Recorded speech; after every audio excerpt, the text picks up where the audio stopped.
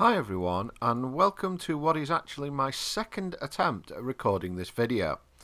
I had a version of this ready to go, even uploaded to YouTube, however I didn't feel right about it. Overall I felt I was extremely negative during the video, and it really didn't help get over the message that I wanted, and it certainly didn't produce anything of either entertainment or educational value. There are some videos and guides on this channel that I'm actually quite proud of, and I do hold myself to certain standards when I upload to YouTube of trying not to just throw videos I'm unhappy with up on the channel just for the sake of producing some content. Maybe I'm just getting old, my name's Boomer after all.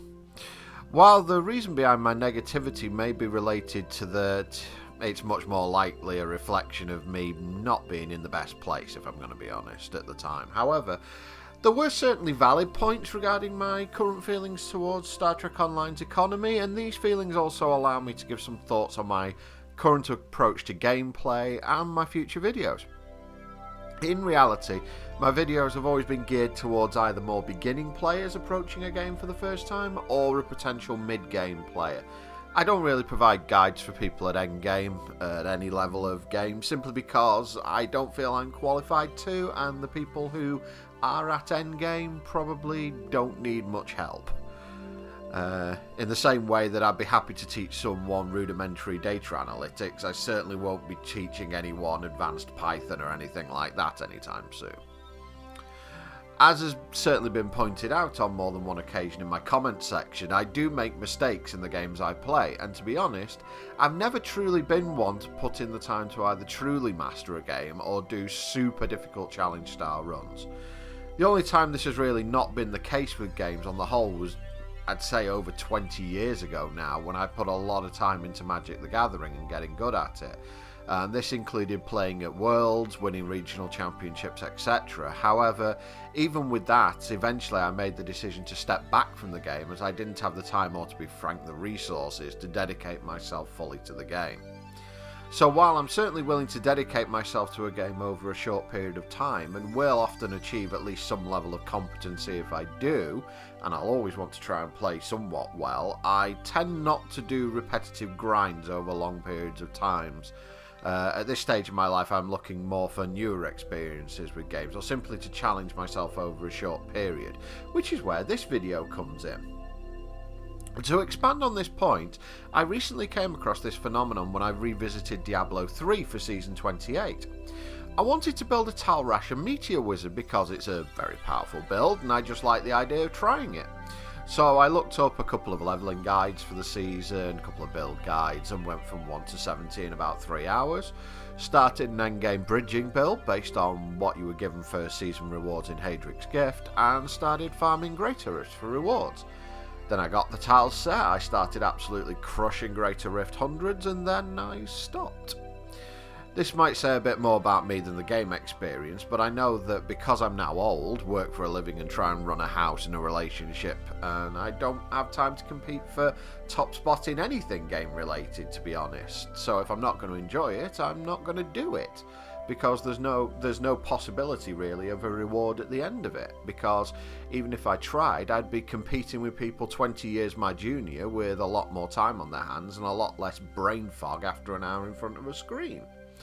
I'm certainly not looking for gameplay loops of I did the same thing for hours and hours and hours and hours without really having to think. I have a similar feeling in a way, although not quite as strong, about super hard runs of games like either XCOM or more recently I suppose Marvel Midnight Suns. Often, when you play at the super high difficulty modes, the solution to the problem is fairly singular. In the case of XCOM, things like Overwatch creep, in the case of Marvel Midnight Suns, stacking a load of protection. And really, it doesn't allow for any deviation from optimal play, which, to be honest, I find quite boring. Aside from the journey to actually get to the point where you've essentially won. This is mirrored somewhat in 4X games, where you can know that you won 4 to 6 hours of gameplay before you won, but you still have to go through the motions to win. Don't get me wrong, I 100% admire the people who can complete these super hard runs and put the grind in, and if that's how you like to play games, I'm fully supportive. However, it's not really for me. If I want to grind, I have a job for that. If I want to have fun and try different things out, I'll play a video game. Of course, I'm fully aware that this is the way that MMOs are built, and certainly things like gacha games are built this way. They reward ceaseless grind of the same thing, often with the hope that you're going to spend money on the game. So this is more than likely an issue I have with MMOs on the whole, and it's nothing new, but I feel it does help explain my position.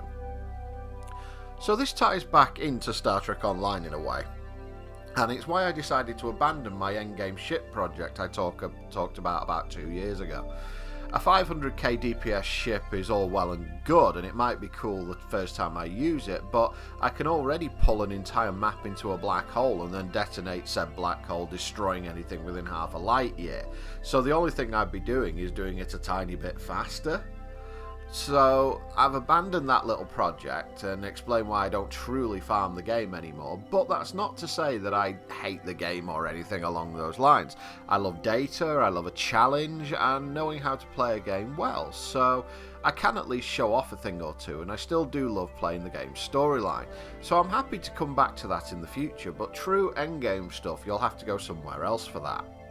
So after that introduction monologue about why I don't grind for endgame anymore, I'm going to show you how I would grind for endgame.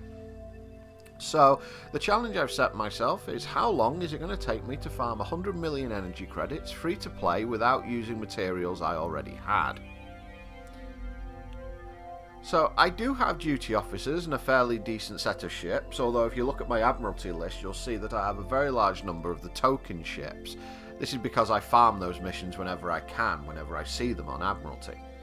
I have level 20 R&D and therefore have an advantage over someone who doesn't, but these are things that you can work towards if you want to, and I would recommend doing so.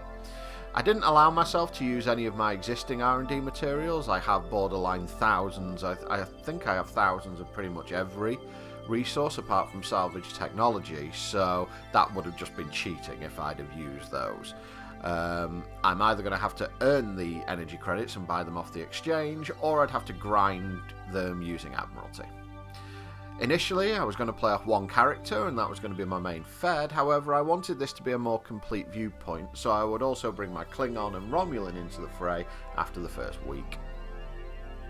Looking at some methods of earning EC, sadly, the best way of earning EC in the game is to buy master keys with physical money and then trade them in on the exchange. With a set of master keys currently costing about $10, this means that you can earn absurd amounts of energy credits, currently about 115 million energy credits for one $10 purchase, off those who like to crack lockboxes in the game.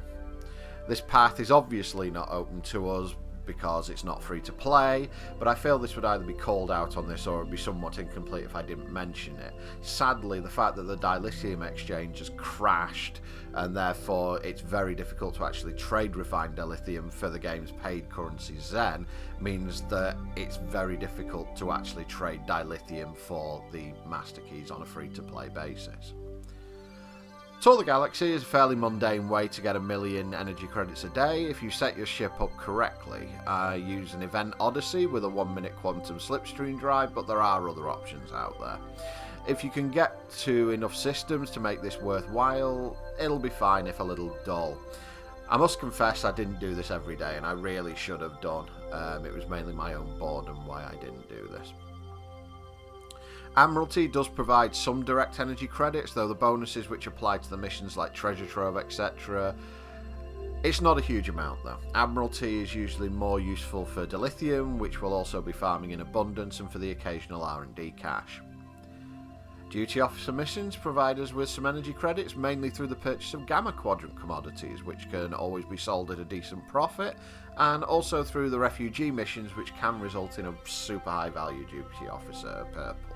Although I didn't get anything above an officer worth about 3 million energy credits during the challenge. Endeavours can provide us with pretty much every resource we're chasing, but none of it in massively high quantity, and it's only limited to 3/4 per day, and they're not really controllable. Vendor trash is pretty negligible overall, to be honest, but it does allow us to at least play the game rather than use the additions to the game that have been given. But now on to the two which actually pulled in anything like revenue in this challenge. First off, R&D. While I will have to farm R&D materials early on, once I have the cash I'm going to select a type of R&D upgrade to mass produce and stick to it. So for my Fed, it was Science Upgrade. The way this works is as follows. Because my character has level 20 in R&D for Science, whenever they produce a Science Upgrade, there's a 99% chance that the production will crit, and it will produce a second upgrade, essentially for free. This turns what would be a rather measly profit into a money printer, and all I have to do is run it every 15 minutes that I'm in the game. Even if I just log in for an hour, that's about 50 produced in that time, which would sell for around 2.5 million energy credits at the price at the time of the challenge. However, there is a rub to this. You have to have the R&D materials available, and you have to craft the precursor materials, which is tedious. However, long term, this is a great way to farm out some EC. To walk you through the maths, during the challenge, these upgrades sold for approximately 48,000 energy credits each on the exchange reliably. The production cost of one of the items was approximately 27,500 energy credits, should I wish to buy all of the raw materials. You can see that's not much profit, however the crit chance now means I'm generating around about 95,000 energy credits on average for the cost of 27,500 every time I hit the craft button. This is now 67,500 energy credits profit per click, or 405,000 energy credits profit per round, assuming I keep the rounds going indefinitely. In fact, experimental techs, the ultra rares, can produce almost 1 million energy credits profit per round for just a little bit more investment, so they're also a good option. I didn't do these because they would have required more investment into salvage technologies that I would be willing to do in a short-term project such as this. But in the long term, if you're trying to hit 1 billion energy credits or something, these would be your go-to. And finally, the one thing you can do is throw your Fed character into a bin on the far side of Mars and embrace the glory of Klingon piracy. Marauding duty officer missions are utterly insane for producing profit, and you can even do it with a duty officer roster that's nowhere near as strong as mine. Certainly not on my Fed, you don't need anything like that. My Klingon is barely touched by comparison to my Fed, but can earn at an astounding pace. There are a ton of marauding missions, a list of which you can find on the STO wiki page, and all these missions produce contraband and prisoners by the sackful. What do you do with this excess? Well, contraband currently sells for around 60,000 energy credits on the exchange, and it's not unknown for a single run of marauding events to result in 30 or 40 contraband, and that's before you've explored other DOF missions in which you can get it, such as the Federation ones, such as confiscate contraband from crew. I'll come clean now and say that in the 20 days I did this challenge, I only used my Klingon in the last 14 of them, and contraband was by far my most profitable outcome. Almost 75% of my overall contraband, 486 pieces out of 653, was received through marauding. Many will turn this contraband into Dilithium through the duty officer mission at DS9, for example, where you can exchange 5 pieces of contraband for 2,000 Dilithium, but I just stuck it all on the exchange. The reason behind this may have had something to do with the fact that my current dilithium stockpile can be seen from space, but in addition I'm not even sure I need to run that mission, so yes, I kept dilithium records as well. So how did this go? First off, I want to show you that I didn't cheat. So here you will see my list of commodities kept during the run, and you'll notice that they're all positive aside from a couple of low negative figures. This is to show I didn't spend anything I didn't have or preload my account with thousands of R&D mats or prisoners or anything like that. Yes, I have duty officers and admiralty shit, so I'm not starting from scratch, but this is pretty reasonable for a level 65 character who's been playing the game for some time to have. You can work your way here if you need to. If we break this down, you can see where I source the vast majority of my items, and yep, R&D mats I mainly bought off the exchange, contraband I mainly earned through marauding, and DOFs I got through doffing, I suppose. So how much did I earn?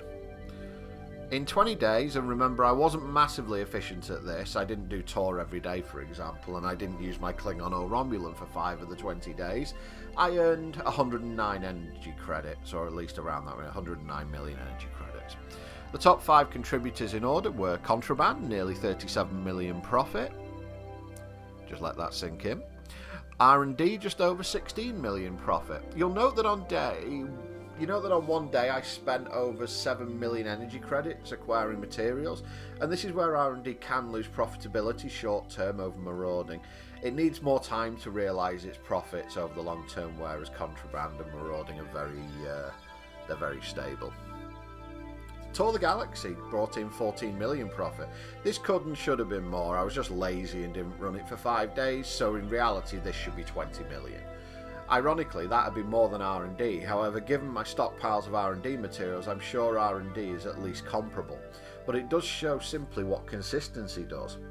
In fact, if you look at this comparison graph, you'll see how big of a drop R&D takes when it needs to resupply. Of course, this is contraband's graph. I also got 12 million profit from Admiralty. Because of the nature of Admiralty missions and bonuses, it's a little random, but I did manage to get quite a nice run of 200k bonuses, I believe it's Hidden Treasure Trove. And since I can run a ton of missions every day, maintaining around 600k a day is doable. This certainly spiked at weekends where I could log in more often to refresh the Admiralty missions.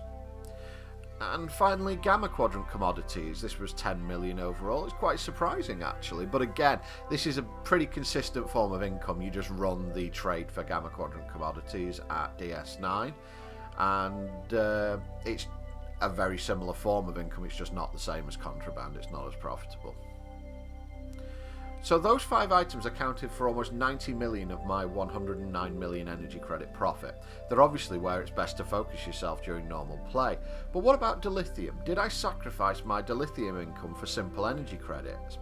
Well, the answer to that is maybe a tad, but not really. I could absolutely have gone harder at Dilithium if I'd have wanted to, but I'm sure everyone has an unrefined excess to a degree. If I'd have wanted, I could have gone harder at Dilithium, or I could have focused more on it. Instead, I sold pretty much the last scrap of contraband that I had. I do have some left. But it's for you to decide which one matters more to you. With the fact the Dilithium exchange has gone off a cliff, as long as you have enough to fill your wish list for things like Phoenix boxes or reputation gear, then maybe that's all you need. So, 20 days, 365,000 Dilithium mined. This is lower than 3 characters could refine in 20 days. That'd be about 500,000 between them, so we're talking around 70%. But remember that I wasn't farming on 3 characters constantly and I wasn't focusing on it. You can. But look at these figures. Admiralty accounted for over 161,000 dilithium in that period. That's almost half. And duty officer missions accounted for another quarter at 85,000. So that's 75% of my dilithium was received without even looking at or playing the game. But after that it gets worse, because another 85,000 was for marauding assignments. I call them marauding assignments. It's mainly get prisoners, shove them out an airlock and somehow get compensated with dilithium for it. And after that, 35,000 was basically levelling up, which duty officer missions can do for you. You don't have to level up from flying your ship. So out of 365,000 dilithium farmed, I farmed just 20,000 of it through endeavours, pugs and missions. That's less than 10% from actually playing the game, and this is where you see how it's long been said about the economy that the best way to play the game is not to play it. It's literally to create as many Klingon characters as you can and just farm duty officer missions all the time. When it comes to energy credits, it's not quite as spectacular, but it's close. I actually farmed less than a quarter of my energy credits from playing the game, and of that 25 million, 14 of it was from Tour the Galaxy, with the remainder coming from endeavours and vendor trash. So from actually doing missions, playing the game, again, less than 10% of my income was from using my ship. So what does this mean? At the end of the day, I could, and did, in version 1 of this video, have a massive rant about how this is a system that rewards bots, not players, and that the game is actively shutting out endgame from players who want to do something other than simply never play the game and just constantly run duty officer and admiralty missions, or play money, for example. However, I feel that opinion is insulting people's intelligence somewhat. You absolutely can turn Star Trek Online into a spreadsheet simulator if you want to, but you can create a decently strong character without ever having to grind billions of energy credits. I'm certainly not a big spender in the game, and I don't believe I've ever made a 9-figure purchase in the game, although I think I might have to check that. I may have spent 140 million once on a science console. I've certainly not spent hundreds of millions trying to deck out a ship though. If you want to be true endgame, you absolutely can and probably have to follow something similar to what I've done here. But on a larger scale and over a longer period of time, I'll spend money of course, if you wish to do so, good luck to you. I'm not here to tell you how you should play the game. As for me, I'm probably going to spend the majority of my time in STO when I visit it exploring the storyline. I have all the kit I want really if I'm not going to go super endgame, and I might decide to go a little bit further in the future, but for now I'm happy with my place in the 25th century. And speaking of the 25th century, I do want to end this video on a positive note. I have been super enjoying Star Trek Picard Season 3. I know that I had some very harsh words for Season 1, and I didn't even mention Season 2 anywhere. But I think that I will probably, once I finish the series, and I'm here basically saying please stick the landing. The first 9 episodes are so good, let the 10th be good and stick the landing, and you'll find out my opinions on it soon, because I will probably be doing a review video when I have the chance. So hopefully with a new generation, or the next generation as it were, of Star Trek actually surprising us by being good recently, maybe STO can surprise us as well. Maybe a little rebalancing might be in order. But anyway, thanks very much for watching guys, and I'll see you next time.